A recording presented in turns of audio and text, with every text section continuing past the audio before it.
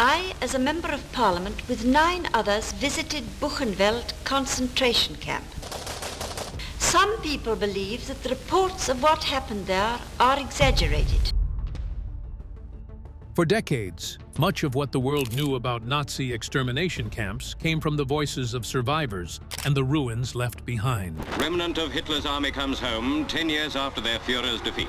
But in recent years, a chilling new dimension has emerged, not from official archives, but from personal photo albums, casually kept by the very men who orchestrated genocide. These candid snapshots, once locked away in family attics or private collections, have revealed the faces, names, and inner workings of death camps long shrouded in silence. Far from propaganda or courtroom exhibits, they capture perpetrators in moments of leisure, cruelty, and complicity. Dutch troops stand guard at a British port while German prisoners from Holland are brought ashore. In one instance, these Nazi soldiers posed for a photo. 75 years later, experts zoomed in and were left stunned. Let's explore these horrifying photos one by one. The laughing at the execution photo.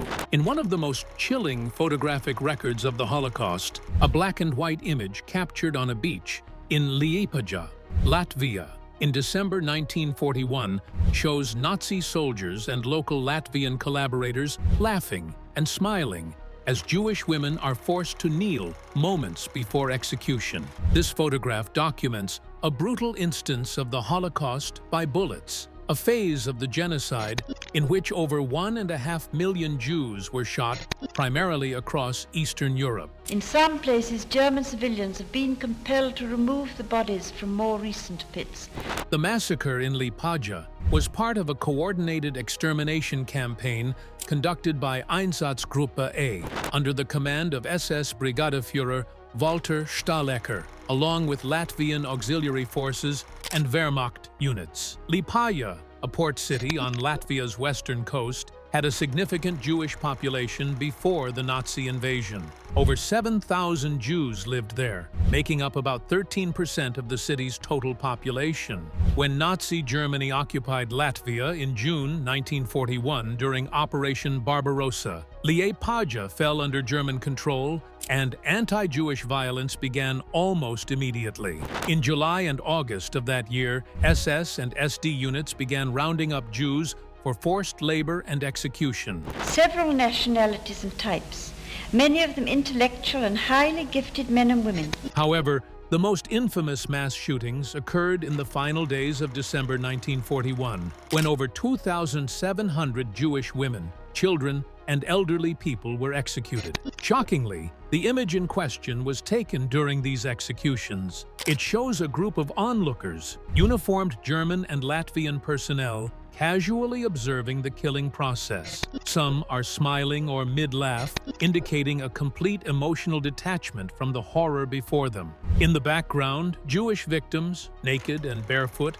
in the freezing Baltic winter, are moments away from being shot into a trench already filled with bodies. The juxtaposition of casual laughter and brutal death has made this image one of the most disturbing visual artifacts of Nazi barbarism and local collaboration. Initially, the identities of the figures in the photo were unknown. It was believed the photo had been taken either by an S photographer or someone in the Wehrmacht, who later passed the images into circulation. Do believe me when I tell you that the reality was indescribably worse than these pictures. Through decades of forensic photo analysis, survivor testimony, and cross-referencing with military records, historians gradually uncovered more information. The shooters and organizers were primarily members of Einsatzgruppe A and Sonderkommando 1E, supported by Latvian auxiliary police. The Latvian collaborationist force, known as the Araj Commando, led by Viktors Araj, played a central role in these executions. Araj would later be arrested and tried in West Germany, convicted in 1979 for his participation in the execution of over 13,000 people. The photograph eventually became part of the documentation used to establish the scale and nature of the Holocaust in the Baltics. It was entered as evidence during multiple post-war trials, including the 1961 trial of Adolf Eichmann in Israel, and later proceedings against Baltic and German war criminals. Disturbing, right? Well, that's just the tip of the iceberg. Josef Mengele's disguised ID photos. After the collapse of Nazi Germany in 1945, Dr. Josef Mengele, one of the most notorious war criminals of the Holocaust, managed to elude capture and justice for decades. Known as the Angel of Death for his horrific medical experiments on prisoners at Auschwitz, Mengele was responsible for selections on the ramp, deciding who would be sent to forced labor and who to the gas chambers, and for conducting inhumane research, particularly on twins and children. Following the liberation of Auschwitz in January 1945, Mengele fled westward under a false name, ultimately escaping to South America with the assistance of a vast post-war Nazi escape network known as the Rat Lines. Using the alias Fritz Benise Ullmann and later Helmut Gregor, Mengele initially found refuge in Italy before boarding a ship from Genoa to Buenos Aires, Argentina, in July 1949. He arrived with false identity papers and began building a quiet life under the protection of sympathetic contacts. Argentina, under President Juan Perón, had become a hub for fleeing Nazis, thanks to its authoritarian leanings and lax immigration policies for Europeans. Mengele lived relatively freely in Buenos Aires throughout the 1950s, working as a carpenter, salesman, and even resuming some medical practice, though unofficially. By this time, Nazi hunters such as Simon Wiesenthal had begun identifying his whereabouts, but local authorities in Argentina were reluctant to act. By 1959, with the pressure mounting and news of the upcoming Eichmann capture intensifying, Mengele fled again, first to Paraguay, where he obtained citizenship under the alias José Mengele, and then to Brazil in 1961. He was aided by a small but loyal network of pro-Nazi Germans and sympathizers in South America, many of whom were part of an organized system that provided fugitives with financial assistance, fake documents, and shelter. During this time, Mengele moved between São Paulo, Caieiras, and other rural regions of Brazil, hiding under aliases such as Peter Hochbichler and Wolfgang Gerhard. Decades later, Mengele's case resurfaced with renewed intensity. After surviving multiple failed capture attempts, he reportedly drowned on February 7, 1979, while swimming off the coast of Bertioga, Brazil. He had been living under the name Wolfgang Gerhard at the time. His death went unrecognized for years, as his burial was carried out discreetly with a gravestone that bore his alias. In 1985, following a tip from German expatriates living in Brazil and subsequent investigations by West German, Israeli, and U.S. authorities, Brazilian police exhumed remains believed to be Mengele's from a cemetery in Embu das Artes near São Paulo. The exhumed skeleton, buried under the name Wolfgang Gerhard, was subjected to extensive forensic analysis. Investigators compared the remains to known pre-war and wartime photographs of Mengele, including Nazi-era ID cards and SS medical personnel files. Crucially, investigators had also uncovered several post-war photos of Mengele taken in South America, such as passport photos, family snapshots, and documents bearing aliases he had used. A forensic team led by experts from Brazil, West Germany, and the United States used craniofacial superimposition techniques to compare skull structure from the remains with known photos of Mengele. Their 1985 report concluded with a high degree of certainty, later confirmed in 1992 using DNA analysis, that the remains were indeed those of Joseph Mengele. The Last Jew in Venita photo.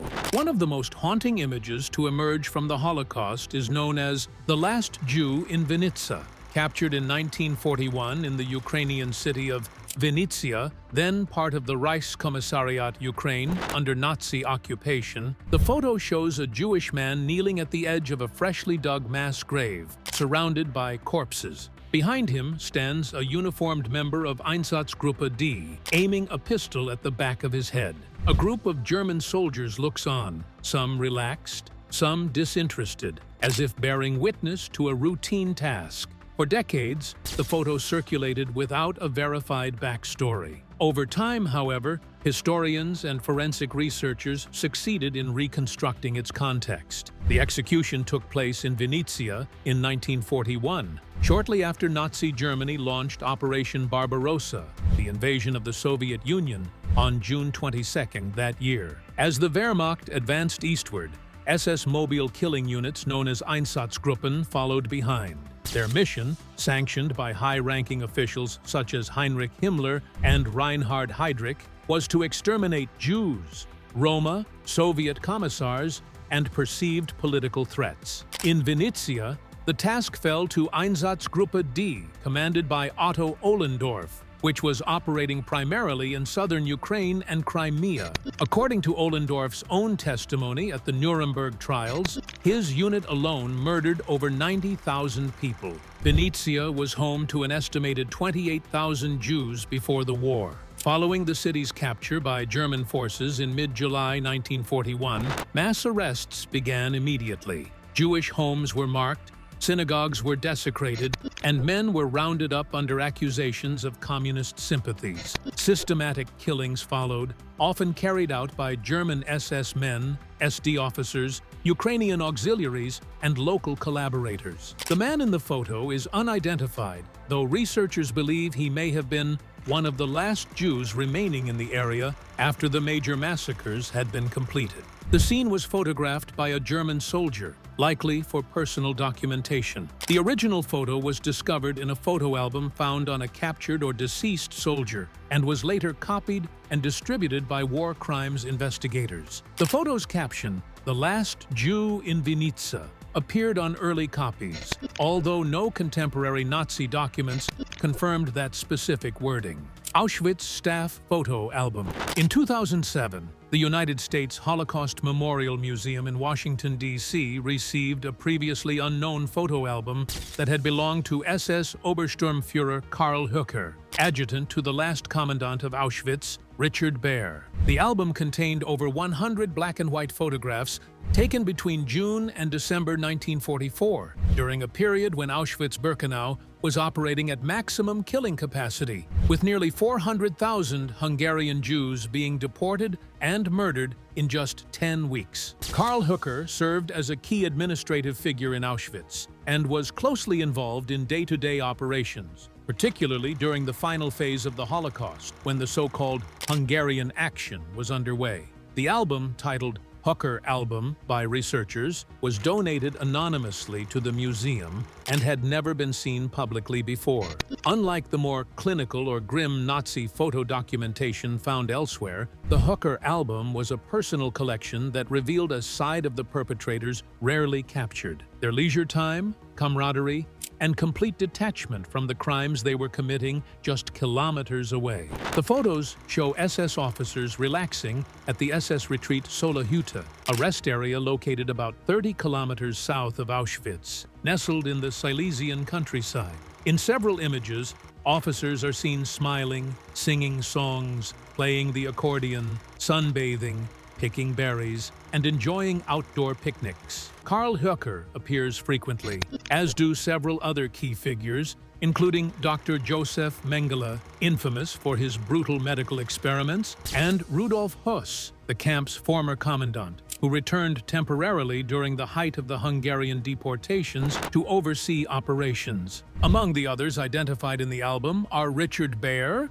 Otto Moll, in charge of the crematoria, and Elisabeth Hasse, a female overseer at Auschwitz. One particularly unsettling sequence shows SS officers celebrating Christmas with a decorated tree and festive banquets, even as gas chambers and crematoria at Birkenau were operating around the clock. Another series depicts a visit from members of the League of German Girls, or Bund Deutscher Mädel, who are shown laughing and posing with SS men. These scenes highlight the total normalization of genocide within the ranks of Nazi personnel. Hidden identity of John Demjanjuk. John Demjanjuk was a Red Army soldier captured by the Germans in 1942. However, decades later, Demjanjuk who had settled in the United States and worked as an auto mechanic in Cleveland, Ohio, was accused of being Ivan the Terrible, a sadistic Ukrainian guard at the Treblinka extermination camp in Nazi-occupied Poland. In 1977,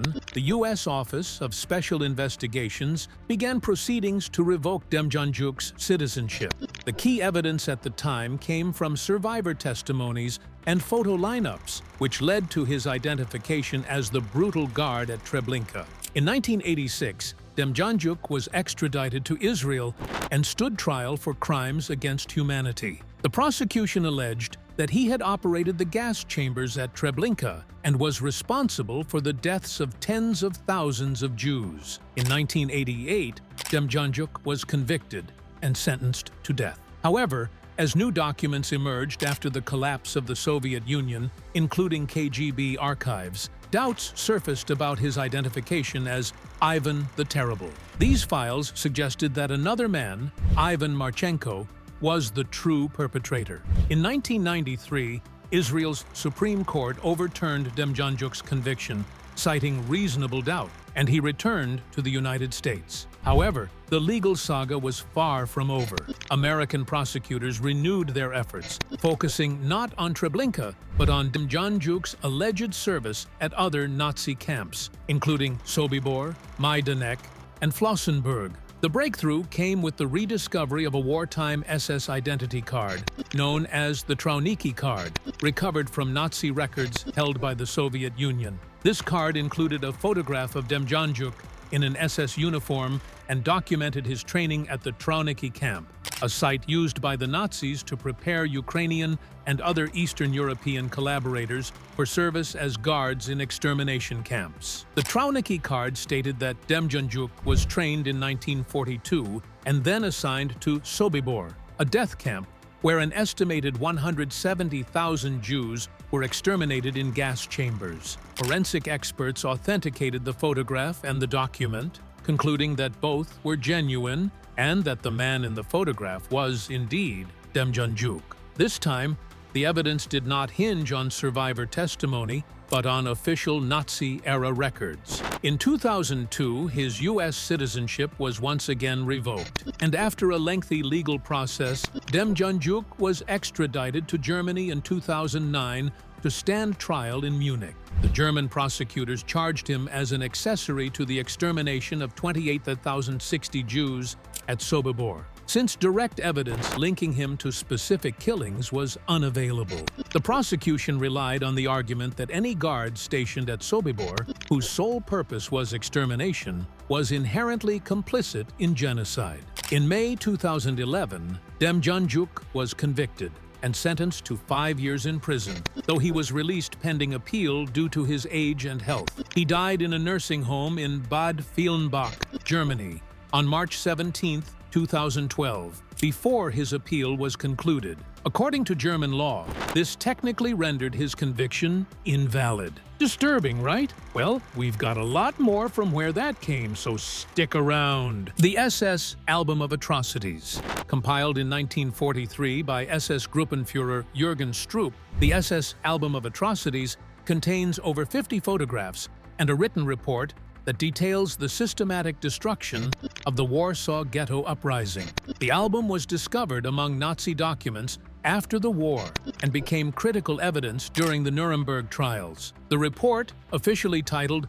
"The Jewish Quarter of Warsaw Is No More," was prepared by Stroop to document the Nazi victory over the Jewish resistance in Warsaw. The uprising began on April 19, 1943, when German forces entered the ghetto to carry out the final deportations to the Treblinka extermination camp, where over 265,000 Jews from Warsaw had already been sent in 1942. However, what the Nazis encountered was unexpected. Fierce armed resistance from several underground Jewish organizations, approximately 750 Jewish fighters, many armed with only pistols and homemade explosives, held out for nearly a month against overwhelming German firepower. The Stroop report chronicles the methodical destruction of the ghetto block by block. Its pages contain photographs taken by SS personnel and Wehrmacht soldiers as the Nazis flushed out bunkers, torched buildings, and executed prisoners. The images are accompanied by captions in a chillingly bureaucratic tone, such as "bandits dug out of bunkers." The report proudly notes that 56,000 Jews were captured, of whom 7,000 were executed. The remainder were deported, most likely to Majdanek or Treblinka. Stroop concluded his report with the words, "The Jewish quarter of Warsaw is no more." Among the most infamous photographs in the report is the image of a young boy with his hands raised in surrender, standing in front of armed German soldiers. The boy is surrounded by terrified women and other children being rounded up for deportation. This single photograph came to symbolize the innocence of the victims and the mercilessness of the perpetrators. The exact identity of the boy remains uncertain, though several efforts have been made to trace him and others pictured. Identity of Mfred Eber.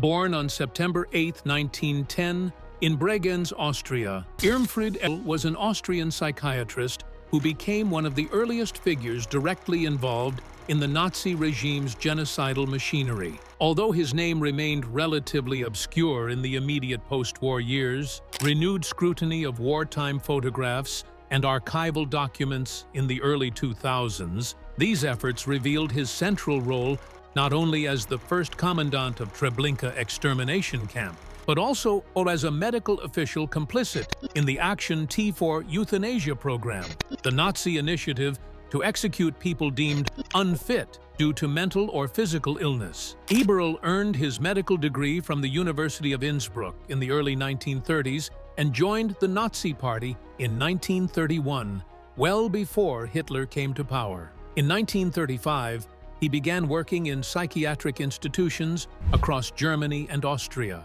With the outbreak of the Second World War, Eberl's career took a grim turn when he was assigned to Brandenburg and Bernburg euthanasia centers, key facilities in the T4 program, where patients were systematically exterminated using carbon monoxide gas. Eberl proved to be a zealous participant in the program. His experience made him a prime candidate for the Nazis' next phase, the mass extermination of Jews. In July 1942, during Operation Reinhard, Eberl was appointed as the first commandant of Treblinka II, a newly constructed extermination camp in occupied Poland. Treblinka was designed for one purpose: the rapid annihilation of the Jewish population from the Warsaw Ghetto and other parts of the general government. Within its first 2 months of operation, between July and August 1942, it is believed that over 200,000 Jews were exterminated at Treblinka, most within hours of arrival. However,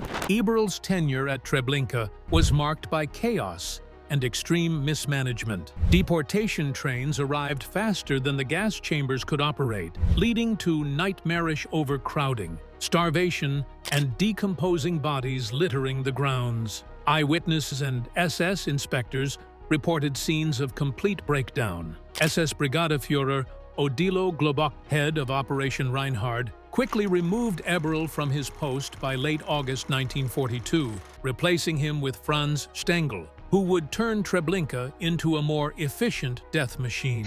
For decades after the war, Eberl's role in the Holocaust remained in the shadows. He was arrested by American forces in January 1948, but hanged himself in his prison cell in Ulm, Germany, just weeks later on February 16, 1948, before he could be brought to trial. As a result, his role received relatively little attention compared to other Nazi officials tried at Nuremberg or in subsequent war crimes trials. It wasn't until archival photographs of SS personnel at T4 institutions and early Treblinka staff were digitized and re-examined in the early 21st century that Eberl's image was conclusively identified. Discovery of Nazi collaborators in Canada and the US via photos. In the decades following the Second World War, thousands of immigrants settled in North America, many of them refugees fleeing the devastation of Europe. Among them were a small but significant number of individuals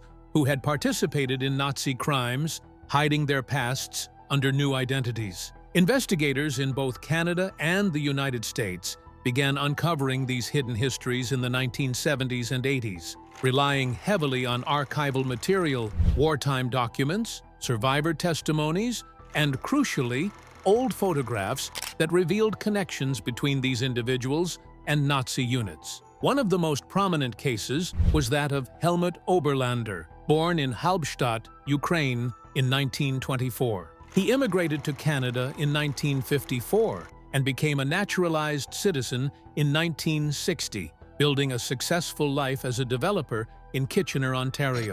However, his wartime record caught the attention of Canadian authorities decades later. Oberlander was accused of having served as an interpreter for Einsatzkommando 10A, one of the Nazi Mobile killing squads responsible for the extermination of over 1 million people. The Canadian government argued that Oberlander had failed to disclose this affiliation when he applied for immigration and citizenship. Over the course of multiple legal proceedings beginning in the 1990s, investigators presented declassified Nazi records and photographs showing units in action, along with documentation identifying Oberlander as a translator. While no direct evidence tied him to acts of violence, the legal focus was on his association with a unit whose sole function was mass murder. In 2000, his Canadian citizenship was revoked, the first of 4 such revocations that were challenged and overturned multiple times in court over 2 decades. The Federal Court of Canada repeatedly found that Oberlander had gained citizenship through misrepresentation, and the final decision to strip him of citizenship was upheld in 2019. He died in September 2021 at the age of 97 before deportation proceedings could be finalized. Similarly, across the border in the United States, the Office of Special Investigations, formed in 1979 as part of the Department of Justice, pursued a similar mission to identify, denaturalize, and deport individuals who had participated in Nazi atrocities. The OSI investigated over 1,700 cases, leading to over 100 denaturalizations and deportations. Photographic evidence, including wartime ID cards and captured German military archives, often played a critical role in these cases. One striking example was Jakob Reimer, born in Ukraine in 1918, who immigrated to the US after the war and became a citizen. He had served as a guard at Trauniki, a training center for Nazi auxiliaries. The OSI presented a wartime photo of Reimer in uniform, along with camp records and testimonies to prove his involvement in Operation Reinhard. He was stripped of his citizenship in 2002, though he died before deportation was carried out. In another case, John Kaliman, a former police officer in Nazi-occupied Lviv, then part of Poland, now Ukraine, was found to have participated in roundups and shootings of Jews from 1942 to 1944. The U.S. government obtained photographs and wartime rosters linking Kaliman to these events. He was ordered deported in 2011, but died in 2014 before the sentence could be executed. Lenny Reefenstall's behind-the-scenes photos of the Wehrmacht. Widely known as Adolf Hitler's favored filmmaker, Lenny Reefenstall left behind a complex and controversial legacy. Celebrated for her technical innovations in cinema, especially with propaganda films like Triumph of the Will and Olympia, Riefenstahl's work was long shielded by her insistence that she was an artist uninvolved in Nazi atrocities. However, behind-the-scenes photographs taken by Riefenstahl herself during the 1939 invasion of Poland challenged that narrative and provided damning evidence of her proximity to war crimes committed by the Wehrmacht and SS. In September 1939, just days after Nazi Germany invaded Poland on September 1st, Riefenstahl traveled with German forces into the newly occupied territory.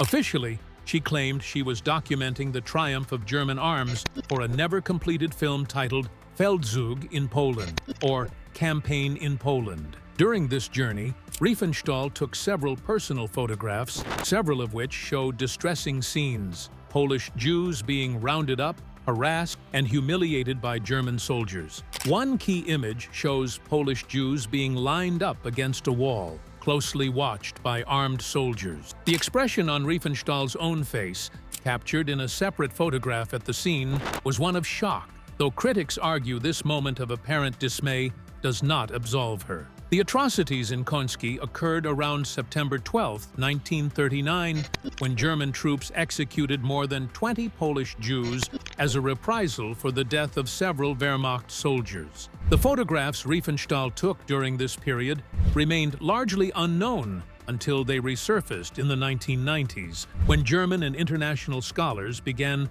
reassessing her legacy more critically. They were found among her personal archives and subsequently published and analyzed by historians such as Rainer Rother and Lutz Kinkel. The images starkly contradicted Riefenstahl's repeated post-war assertions that she had no knowledge of Nazi crimes. Riefenstall was arrested by Allied forces after the war and underwent denazification proceedings. In 1948, she was officially classified as a fellow traveler, the second least severe category of Nazi affiliation, which allowed her to resume her career to some extent. But as the photographs became public in later decades, her claims of ignorance lost credibility in scholarly and public opinion alike. Shocking, right? Well, this next one will blow your mind. Sobibor perpetrator photo discovery. In 2015, a groundbreaking discovery reshaped historians' understanding of one of the most secretive Nazi extermination camps, Sobibor.